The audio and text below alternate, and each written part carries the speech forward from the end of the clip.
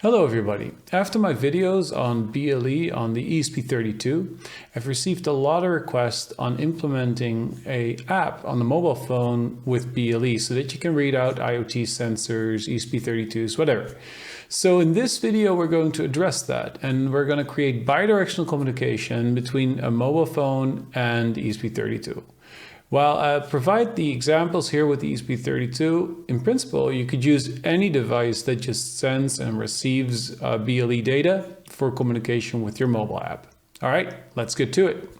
Now, the tool we're going to use to program the app is MIT App Inventor. This is a very intuitive and easy to understand language to develop mobile apps for your phone.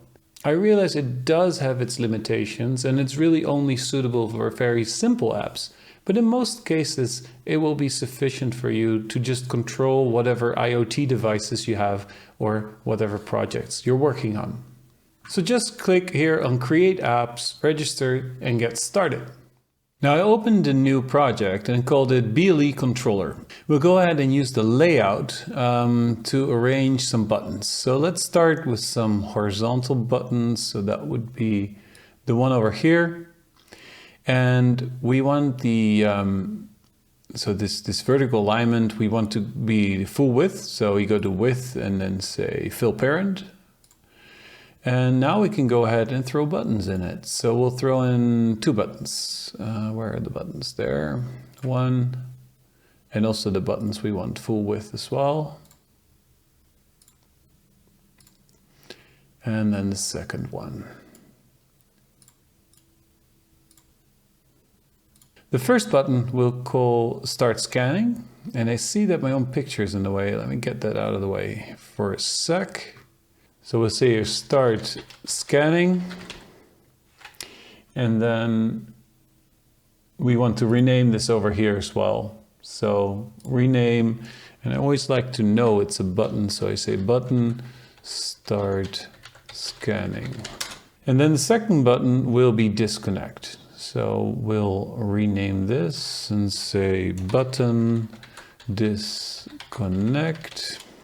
And here we'll write in disconnect. That's all good.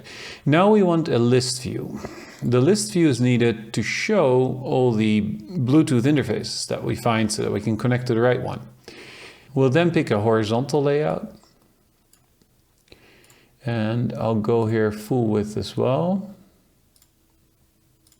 And now we'll throw in a label. We'll call the first label Bluetooth status.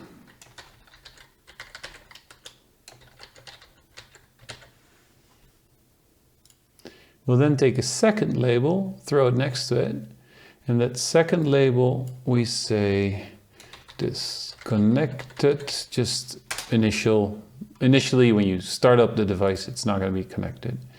And we rename this, of course, we want to write then later the status here. And this is going to be label and then BLE status. Then we'll throw in another layout. And here we'll go for the table arrangement. With the table arrangement, you can say how many columns you want and how many rows you want. So we'll start with only one row, and later we'll add more rows as we need them. And we'll fill the parent with it. Then we'll take a label, throw it in the first section, and just say characteristics 1, and another label, which is going to go into the second part of that table. And here we say none. So initially there's not going to be any information from the client we connect to.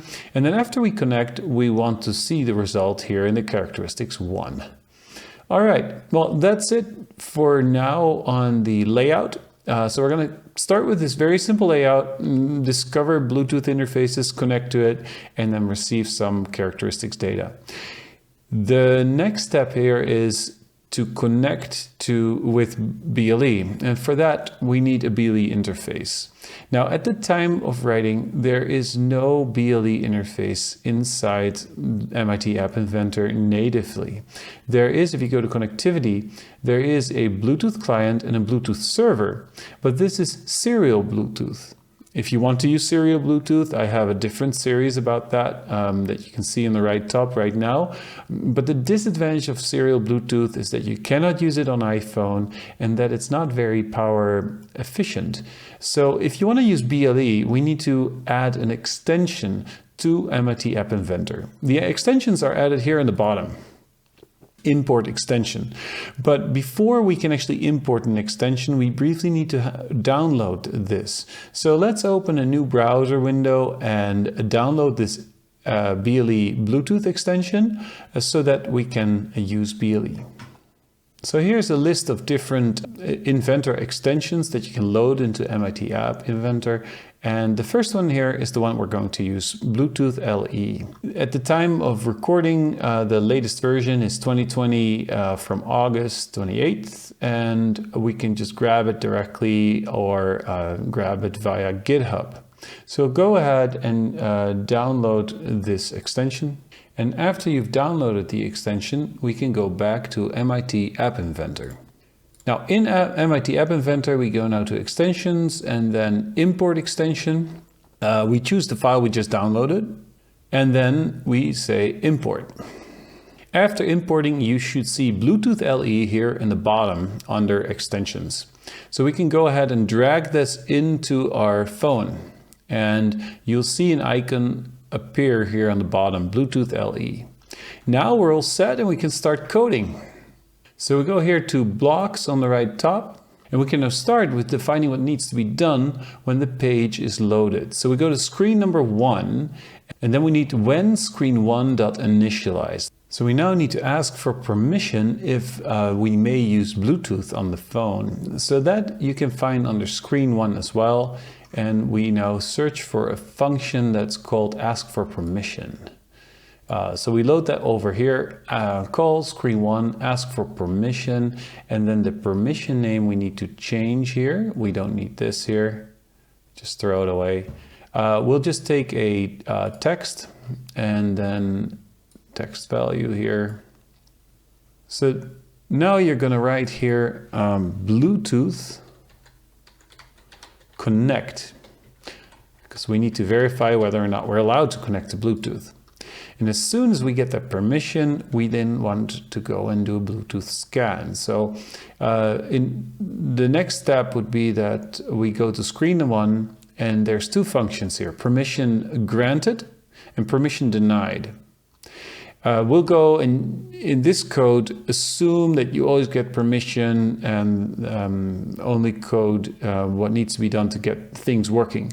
Obviously, in your code, if you want to make something more robust, you also need the function permission denied so that you can give the user an error message and maybe you can close the app, right, if it's really reliant on this BLE. But we'll go ahead and use permission granted only right now to keep it simple. And then the first thing we really want to do is check whether we got permission for Bluetooth Connect. So from math, we take this equals, throw it over here. And we want to now verify that the permission name, so you just hover over permission name and select get permission name, that equals really Bluetooth Connect. In this case, it's still relatively simple, but it's just a minor thing to throw this in. And as soon as we know that this is the case, we can now ask for permission to do Bluetooth scan.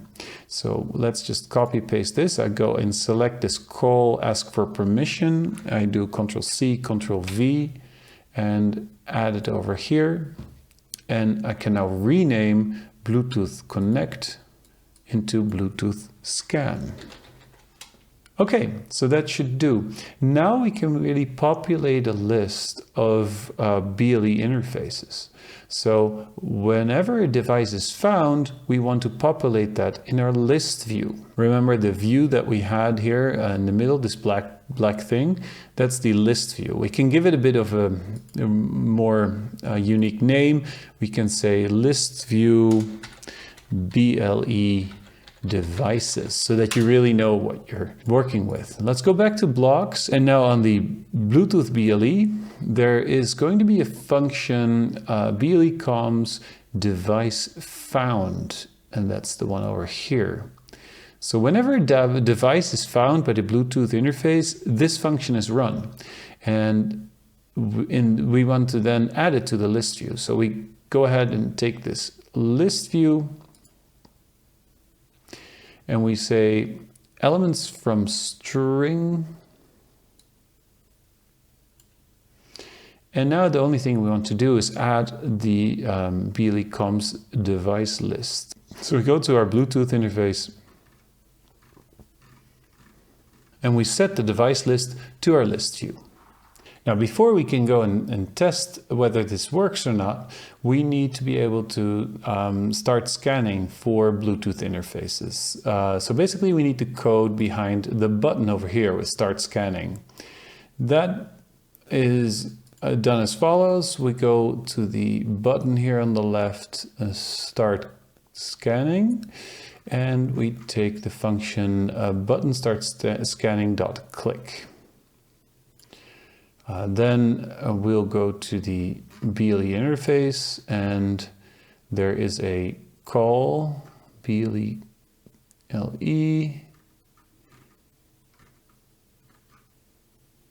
start scanning. That's where it is. And that should do. So now, in order to test this, we'll need a phone, and on your phone, you'll need to install the MIT App Inventor Companion. Let me show you what that would look like.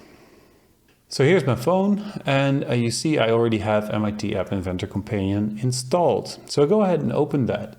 And if you do, you can scan a QR code. Now, you create that QR code in your app by going to Connect and then go to AE Companion. So we'll go ahead and click here on my phone, scan QR code. We'll briefly scan this one. It will load it in, and then you'll see the app on the phone, and you can just test it out. So sure enough, that's our app. And we'll go on Start Scanning. And now we see a list of Bluetooth interfaces that are around me. I have, for instance, this ESP32 laying around, and you see that there's an ESP32 on this list. So far, so good. By the way, as you might have seen, the app now didn't ask me permission to use Bluetooth. That is because I've been doing more stuff with this phone, and I already gave permission to use Bluetooth for MIT App Companion. So you will have to probably just click once, can I use Bluetooth with this app? And then please select yes, so that it actually works. All right, let's put some actual functions in here and make it useful. I'll switch off the phone. We can actually also implement briefly the disconnect button, then we have that also out of our way. That's done by going to button disconnect and selecting button disconnect.click. And whenever that is clicked, you go to the Bluetooth interface and you want it to disconnect. So here, Bluetooth LE1 disconnect. Let me put the connect and the disconnect here on the side, otherwise we get the super long code. Let's now implement what we want to happen when you select a Bluetooth interface from the list, then you want it to connect there, right? So we'll go to list view and then select all the way in the top when list view BLE devices after picking. And the first thing we want to do here is make sure that what is selected actually exists. So we'll go and then take an if statement. And from math, we'll take this equals. And now we want to make sure that the select index. So we go here to list view and then select the list view selection index. That's the one. And that one should be larger or equal to 0. So larger or equal to 0. And if that's the case, we can go ahead and stop scanning. So here on the Bluetooth LE, we can go to stop scanning. And we want to then connect to that particular interface. So there is a connect function here in the list. And it already, you can see it has an index. And that index is then, of course, the list view selection index. So we already have that one over here. So I just go ahead and click the green one, not the blue, but the green one. Copy, paste. Oh, wait, let's do that again. Copy, paste, and then throw it over here. Good. Now we can connect to a Bluetooth interface. The thing though is that we don't know when we're connected and when not. In the designer though, I already said here this Bluetooth status disconnected. We want to update this so that whenever we're connected, we can actually see that. Now we can of course put in the text everywhere here with whenever you're connected, that you manually write it there.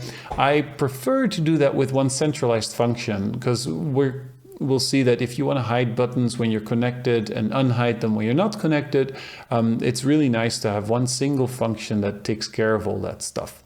So making a function is super simple. You just go to procedures and you just take the upper one, to, and then procedure. This procedure we're going to call set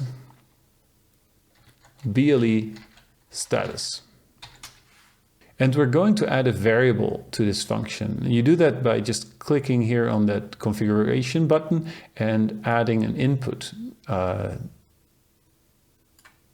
to the function.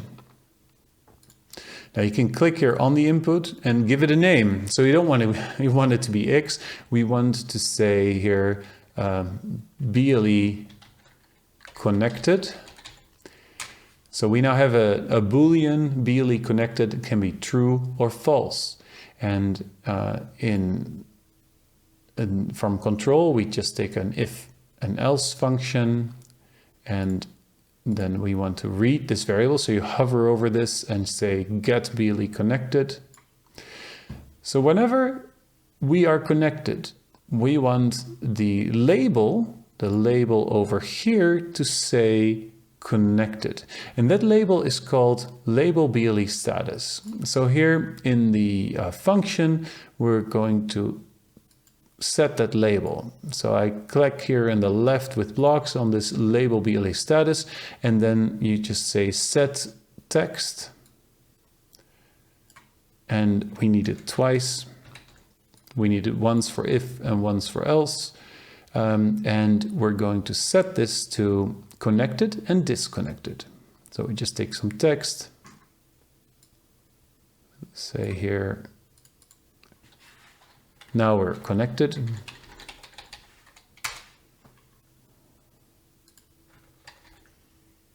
And here we are disconnected. While we're at it, when you're connected, you don't need the button start scanning because you're connected already to that Bluetooth interface. When you are disconnected, you don't need the button disconnect, right?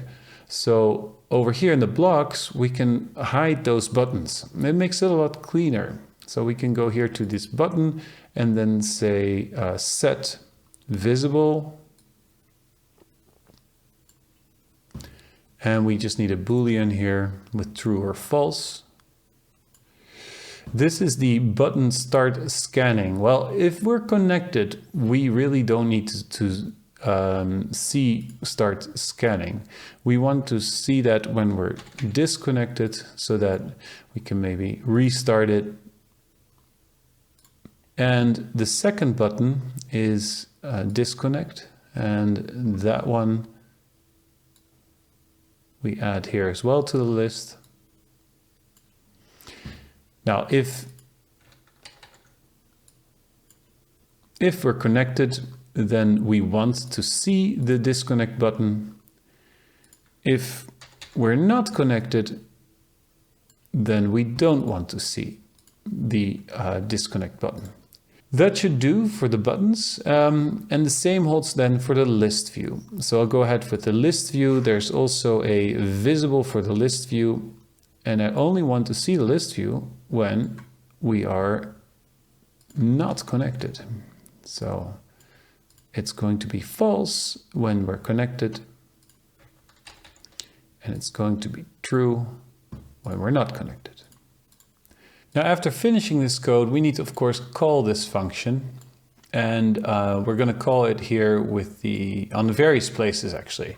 Now, calling the function we can do from procedures. Now, because we made a function, you can see it here in the bottom, call BLE status function, and we're going to call it, of course, whenever we start scanning. Then we want to make sure that this is false. Then whenever we disconnect, we want to also make sure that the connection status is set to false.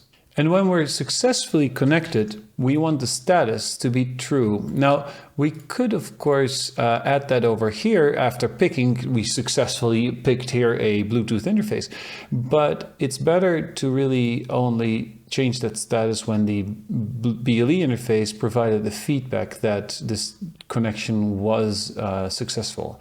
And there is a function for that, and that's called BLE comms connected. So in this function, we can now add BLE connected true. The last thing we need to do is that initially when we start up the program, we want to not see the disconnect button. So I click briefly on the disconnect button here in the overview and go to visible, and I'm in the way again with my camera, apologies. We'll scroll all the way down and we go with visible. We click that away so that you don't see the disconnect button when you start the program. So let's open it up and briefly connect to a device. Okay, so here's my phone again. If I now start scanning, the list view shows up and we see our ESP32 that I have laying around here. So let me just go and connect to that. And the list view disappears, and we see now that the Bluetooth status is connected, and we can disconnect again. And as soon as we disconnect, the scanning starts automatically. Might there be a problem? You can just go to start scanning and it just rescans everything on the fly. So everything is all set. Now, of course, we want to be able to receive and send data. In this video, I'll be using an ESP32 to communicate with. You can definitely use this as well. It's basically a cheap Arduino with a Bluetooth interface, but feel free to use another device that has BLE on it. You can even communicate with a different mobile phone if you wanted to. Now, if you do have an ESP32, then go ahead and go to my repository, and in my repository, you will find the ESP32 BLE part 1. That's where we're going to start off. The part 1 code is super simple. It just sends values from the ESP32 through BLE to the mobile phone.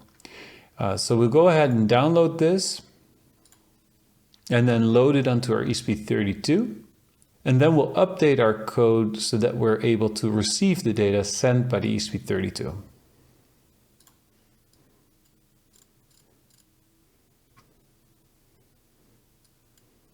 So here the code of our tutorial part number 1, and just scanning through it quickly, we'll have a service UUID and then a characteristic UUID. And as I already mentioned, in the main loop, just going here to the main loop, it waits a second and then periodically sends a value through notify to the mobile phone. So go ahead and load this into the ESP32. So the code is now loaded into the ESP32. I already checked with the debug app on my phone that everything's working. I very much recommend this introduction video into BLE so that you yourself can also make sure that the ESP32 is working correctly and that you can communicate with your phone. So now let's move back to our code. And the first thing we want to do is add two global variables. Now you can add global variables like this. You go to variables, initialize global variable, and we want to send this to a string. And this will be, the first one will be our service UUID. So I'll call this UUID service.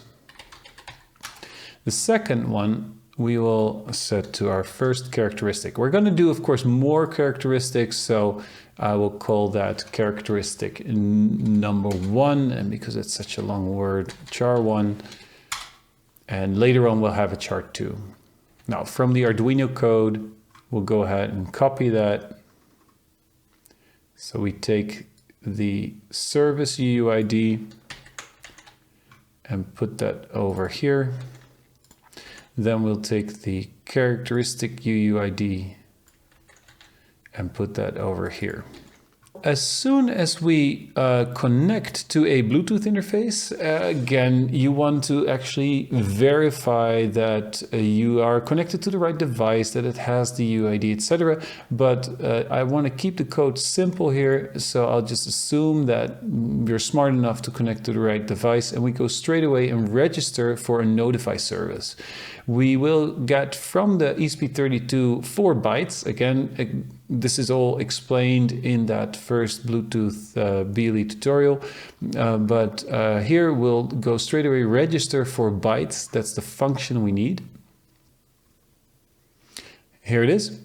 And we'll slot it in right before our status function. And then we want to provide the UUIDs. So we just made those global variables, and if you hover over them, you can just select get global UUID service. So that's the service, obviously, and then the character we need as well. So just hover over it.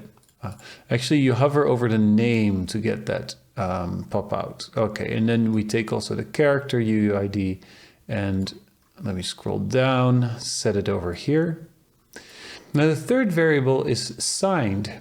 And what it basically wants to know is whether your bytes that you're receiving are signed or not. Signed means that, let's take 1 byte, that your range is from -127 to +127, and unsigned would be from 0 to 255. In the code that we wrote for the ESP32, it's an unsigned parameter, so we need to have this set to false. With this code, we now registered, we said, yes, from this character UUID, we want to receive any updates. But whenever the ESP32 now sends a value to your phone, it needs a callback function to run and make sure that it knows what to do with the new value. So let's go ahead and make that. And that callback function is here under Bluetooth BLE. And we now need let me see where it is, bytes received. There you go. And with the bytes received, you can verify that you're receiving the right characteristic UUID, and you could verify the byte values, etc.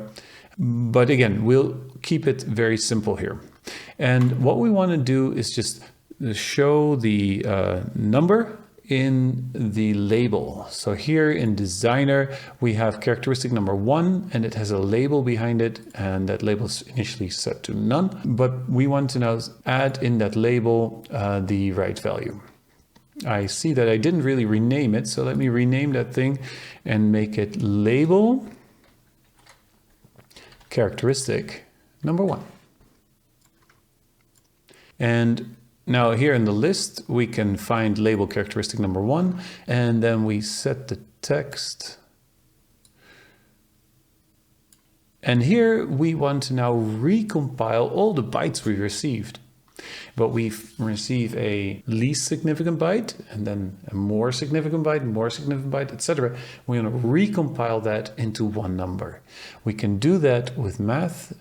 So here we just take this plus. And initially we'll take the least significant byte and we can just throw that in as is. So the bytes are received as a list, and that's where we can just go with list, and we can make a selection from a list. Select list item.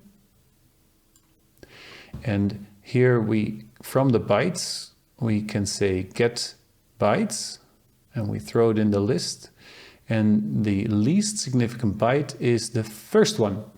Now, the first one in this particular case is going to be 1, not 0.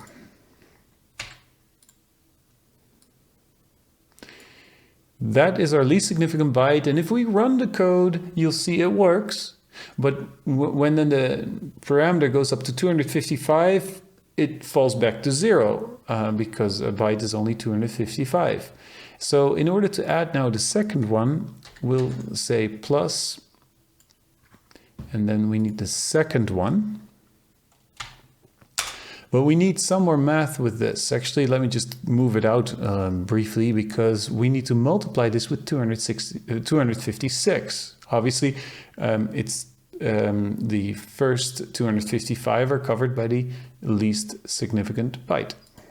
So here I'll just take a multiplication. There you go. And multiply this with 256. This way the counter will work up to 56,535. Well, that's already quite a long time waiting, right? But if you like to have the third byte as well, we can do that. We can do that by just clicking here on the plus and adding another number here so that we can add the third one. So here we can take the whole section with 256 times the second byte, copy paste it over, and now we need to multiply this with 56,536.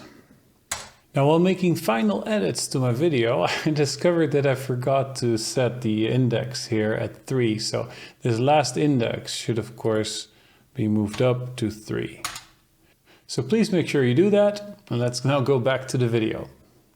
This way we get 3 of the 4 bytes recombined in just one number. I also tried to add the 4th byte, but unfortunately the math of MIT App Inventor cannot handle such large numbers. So it throws you an error if you try to add the number that you would require to add the 4th byte. But I don't think it really matters in this case, because this is already quite a large number that you can use. So let's go ahead and see how this works. So here we're back in the app, and I'll just press start scanning and select the ESP32. And we see now that it is counting as we expected. The one thing that might be a little bit confusing is that characteristic 1, and that is very close to the counting in general, so we might put a semicolon between that. So now we can successfully send data from the ESP32 to the mobile app. But I think you want to go the other way as well. You would like to send data from the mobile phone to the ESP32. And that's what we're going to do next. So we'll do that by adding another row here. So I go and click on this, this frame and say rows are going to be 2. And then on the user interface, let's throw some labels at it. And let me rename that first label as well. I'll make it characteristic number 1, semicolon. And then the second label will be characteristics number 2. And we'll add another label after that. And that label I'll initialize as well as none. Then we need to have some sort of means to generate data on the mobile phone that we can send to the ESP32, and I'll just use a slider for that. And this slider I'll throw in the complete width, and we'll need to set some values for it. So let's say it goes from 10 to 1000 or something like that. So let's go to the code. In the code, it all starts with the position changed of the slider. So here on the left, we should find the slider easily. And on the slider, we take the one function that it has whenever a position is changed. So the first thing we want to make sure is that we're actually connected, because obviously if we're not connected, there's no use in sending anything over. So we can take an if, and then on Bluetooth, we need to make sure that we are connected. Now this slider will give you very accurate number, 16.45678 or something like that. It doesn't look very nice, and also we need to round it before we really send it over in this particular case. So I just make a local variable where we're going to store the value of the slider. We can modify it a little bit and then send it over. This local variable is going to be a text variable, because in essence that's what we're going to send over, and it will just be slider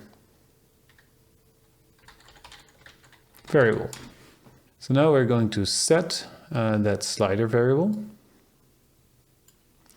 and we'll need to trim it, make sure that there's no spaces or so involved. And we round it because it said there's going to be a lot of numbers behind the comma otherwise. And then we can read the actual position of that slider. It's called the thumb position. So we do get thumb position. So this will give us the value of the slider rounded. Then the next thing is we want to show here on the characteristic number 2, whatever we're sending over, so that we can cross-check whether or not we're receiving what we think we're receiving. And that's a label. And I think I didn't give it the proper name yet. No, I didn't. So that's going to be label number 4 in this particular case. We rename it, and that's then label character number 2. We go back to blocks and we take our characteristic label and set the text.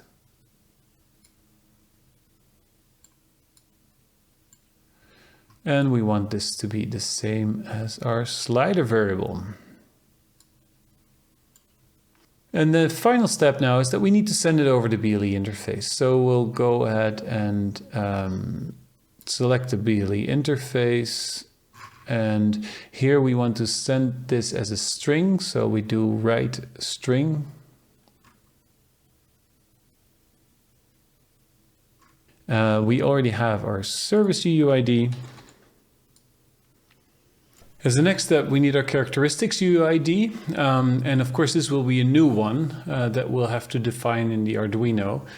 So we'll update the Arduino code in a little bit and then add the characteristics UUID here. Let's for now complete the rest of the values. The UTF-16 will be false. And then the actual value obviously is our slider value. So we'll go ahead and take a get slider value. The thing though is that this call function expects us to provide a list. You can provide a list of strings. We only have one string to send over, so we'll just make a list of one item. So make a list, go to the configuration, throw one item out, and we are all set. So this is the MIT App Inventor code we need. So with that, we can switch back to the Arduino code and implement the code required to receive the strings that we're now sending. So here we are. And the first thing that we're going to do is to add another characteristic, UUID. So we'll just go here and generate a new one from our UUID generator. So let's copy this one over. And then we can define the characteristic UUID here. So let's go at UUID number 2. So the first thing we do is that we're going to define the characteristic that we want to have. So we go to create a BLE characteristic, that section, and we add our second characteristic. Best is to just copy the first one, and we'll make this P characteristic number 2. And here UUID number 2, of course. And for this one, we will need the property read. And in addition, we also want write. Don't forget to put that or in between, otherwise you'll get an error. Then we go down to the section where the P service is started. And right before that, we'll add the descriptor to the characteristic. So we can do that by first adding its descriptor. Just copy paste this over. But we'll just add a new BLE 2902. That should do. And then we need to set some callbacks. So this is going to be P characteristic number 2. So now we need to set the callback. So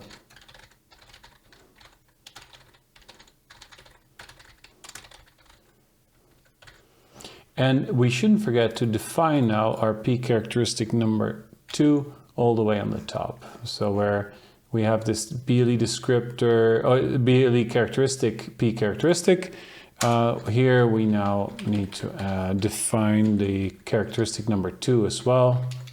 And that's a pointer, so we'll start with 0 there, or null. All right, so that adds the second characteristic. But I referred to a new callback function here, characteristics callback. And now, of course, we need to define this. This will be a class, and we'll place it next to the callback for the server. So let's put it right below here. We'll make a new class, characteristics callback, and it will be a public class. And that will be of the type BLE characteristics callbacks. So that will be a void. We're going to override this onWrite function.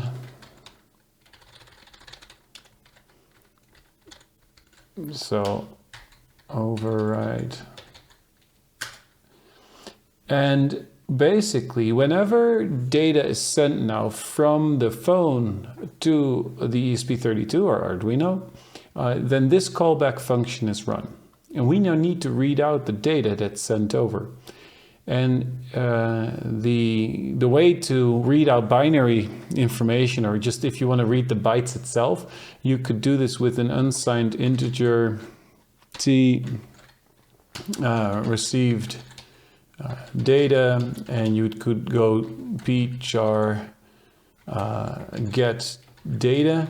The problem though is that at the moment it's not possible to receive the length of how many bytes the packet that was sent is. So you can read in the first byte, that's fine, but we're sending more than 1 byte, and then this function doesn't really fly. I hope that they'll fix that in the BLE characteristic. Anyway, as we're sending more data, and I wanted to show you guys something more universal, in the phone, we send a string instead of just sending bytes. So now you can go standard string pchar2 value. This is a standard string. It's sometimes a little bit confusing.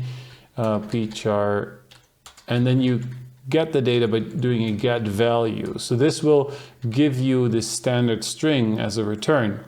Now the standard string is pretty worthless in the Arduino environment, so we want to convert this to a string. So let's make a string pchar2 value string equals string pchar2 value standard string dot c string. So this way we can convert it from that standard string to a string that the Arduino can actually do something with. And as we know we're sending over integers, we now want to interpret that as an integer. So we can say an integer pchar2 value int equals pchar2 value string to int. It's a bit of a detour to go through string, but this at least gives you something universal that you can send strings, integers, doubles, floats, you name it, right? This way. And for sake of testing, we'll just write this to the screen.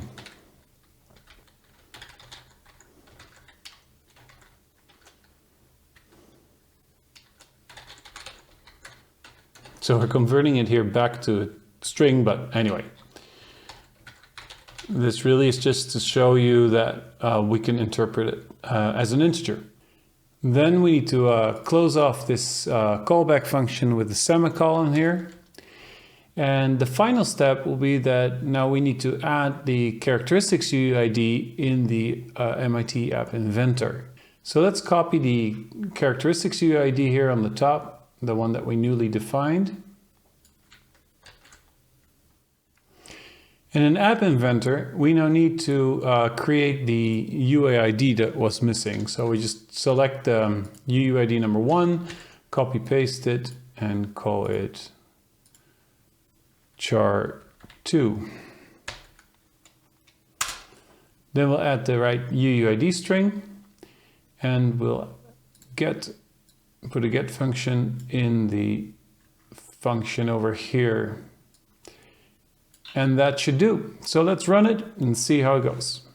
So here we are, we have the Arduino to the left and the app on the right. We'll first connect. So let's start scanning, select the ESP32. We can see it's connected as it is counting on characteristics number 1. And if I now change the values here, it sends over that value to the Arduino, and we see P characteristics number 2 is 673 or 198. All right, so with that, we established bidirectional communication between the ESP32 or Arduino and your mobile phone. So with that, you have the flexibility to create whatever you want. Please leave in the comments down below what project you're working on. Subscribes, likes, well appreciated, and see you in the next video.